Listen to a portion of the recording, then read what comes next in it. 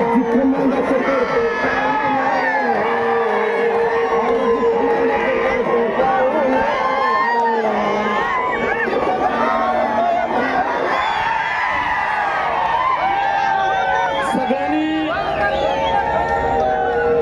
इकडे लक्ष द्या आणि सगळ्यात महत्वाचं आपापसामध्ये कुणीही चर्चा करू नका। सगळ्यात महत्वाची भूमिका या राज्याच्या शासनाला आणि विरोधकांना गेली पाहिजे, यासाठी हा मोर्चा आहे।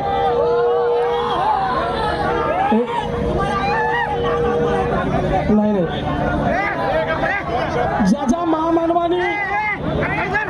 ज्या महामानवानी तुम्हा आम्हाला गुलामीच्या जोखंडातून मुक्त केलं आणि माणूस म्हणून जगण्याचा अधिकार दिला, त्या सर्व राष्ट्रपुरुषांना महापुरुषांना मी नतमस्तक होतो।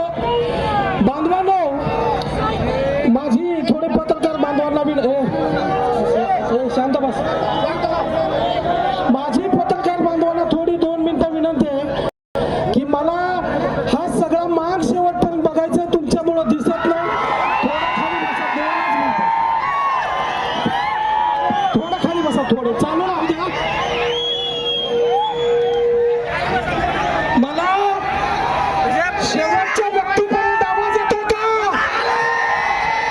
शेवटच्या पुलावरच्या मांगापर्यंत आवाज येतो का? मी जास्त वेळ घेणार नाही, सगळ्यांना बोलायचंय। आज लातूर मध्ये पुलावर मांग, लक्षात घ्या, झाडावर मांग, पुलावर मांग, जिकडे बघल तिकडे मांग। हाच आपला सगळ्यांचा विजय। माझी आयोजकांना 1 मिनिट विनंती, पोतराजांना इथं पुढे बोलवा। पोतराज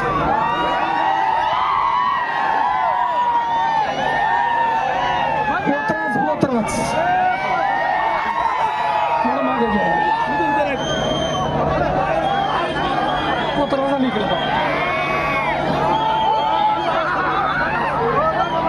हा पोतराज हा माझा भाऊ आहे आणि हा व्यवस्थेने जन्माला घातलेला माणूस आहे। याला हिनवणं सोपं आहे, पण त्याला घडवणं अत्यंत महत्वाचं आहे। बांधवांनो, लक्षात घ्या, या देशाच्या संविधानानं सगळ्यांना समानतेनं वागण्याचा आणि जीवन जगण्याचा अधिकार दिलाय। आणि आज काही लोक तुमच्या आमच्यातल्या हलगीवाल्यांना आणि पोतराजाला हिनवतायत। मिलिंदाना, लक्षात घ्या, पण आमचं असं म्हणणं आहे, लक्षात घ्या, जरा खाली बसा 2 मिनिटं। आमच्या लोकांना आमच्या भूमिका गेल्या पाहिजे, 2च मिनिटं खाली बसा। असं धरायला खाली बसा। आमचा हा पोतराज व्यवस्थेनं जरी जन्माला घातला असला तरी हे उपवर्गीकरण याच्या मुलासाठी आपल्याला बांधून ठेवायचं, ही गोष्ट लक्षात घ्या। आणि या पोतराजाचं पोरग, हलगीवाल्याचं पोरग हे डॉक्टर इंजिनियर झालं पाहिजे, म्हणून आपल्याला लढायचं, हे सगळ्यांनी लक्षात घ्या। बांधवांनो, आम्ही आमचा जीव सुद्धा यासाठी द्यायला तयार आहोत आणि तुम्ही सगळ्यांनी याच्यामध्ये ताकदीनं सहभागी व्हायचंय। बांधवांनो, लक्षात घ्या, जेव्हा माग कालवा करू नका, लोकांना भूमिका गेली पाहिजे, माग कालवा ते बंद करा आता सगळं। जेव्हा शाहू महाराजांनी या त्यांच्या संस्थांमध्ये गोरगरीब आणि उपेक्षित लोकांना न्याय देण्याच्या भूमिकेसाठी आरक्षणाची संकल्पना लागू केली, त्यांच्या संस्थांमध्ये ते आरक्षण लागू केलं, तेव्हा बांधवांनो त्यांना काही लोकांनी विरोध केला आणि सांगितलं की या सगळ्या मूर्ख लोकांना, कमजोर लोकांना आरक्षण देऊ नका शाहू महाराज, हे लोक त्या लायक नाहीत। आणि आता सुद्धा तुम्ही लक्षात घ्या की तीच एक अवलाद जेव्हा शाहू महाराजांना विरोध होत होता, तीच अवलाद आता आपल्यामध्ये जन्माला आलेले आणि ती आपल्या सगळ्यांना विरोध करते, हे त्यांच्याच DNA मधलं होतं। आणि आपल्याला थांबायचं नाही। आमचा हलगी हलगीवाला फकीरा, महानायक फकीरा तुम्हा सगळ्यांना माहित आहे का? शेवटला माहित आहे का? शेवटला महानायक फकीरा, जेव्हा महानायक फकीरा बेडसगावचा खजिना लुटायला गेले होते तेव्हा त्यांनी झोपलेल्या लोकांचा गैरफायदा घेऊन खजिना लुटला नाही, तर त्यांनी हलगी वाजवली आणि सांगितलं की आम्ही त्या गावाला जागा केलं आणि सांगितलं की आम्ही या बेडसगावचा खजिना लुटायला आलो, तुमच्यात जर हिंमत असेल तर या फकीरा मांगाला अडवून दाखवा. ती हलगी,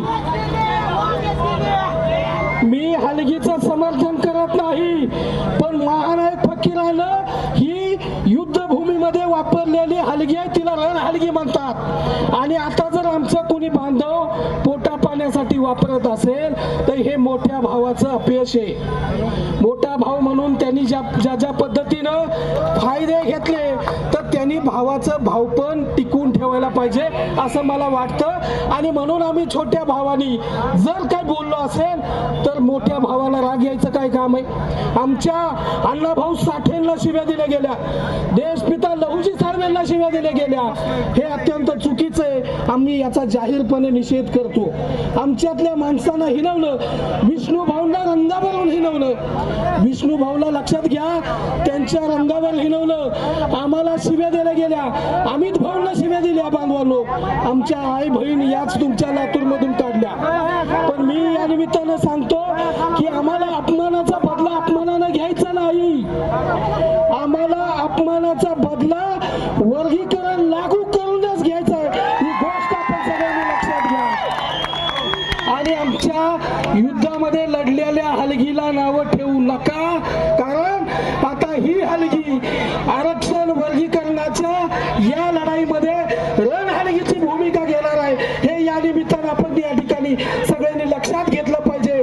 आणि ही लढाई इथं आता संपलेली नाही, या मोर्चामुळं ही लढाई इथं संपली.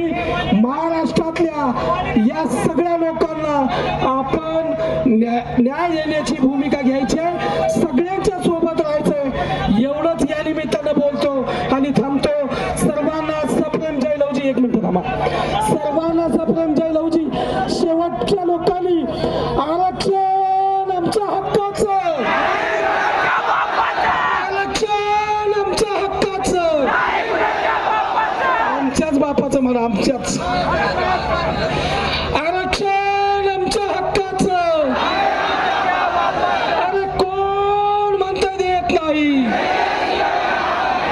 आरक्षणाचं झालंय का? पर्यंत आलं नाही म्हणायचंय, आरक्षणाचं झालं काय? धन्यवाद. सप्रेम जय लवजी. जय अण्णा भाऊ.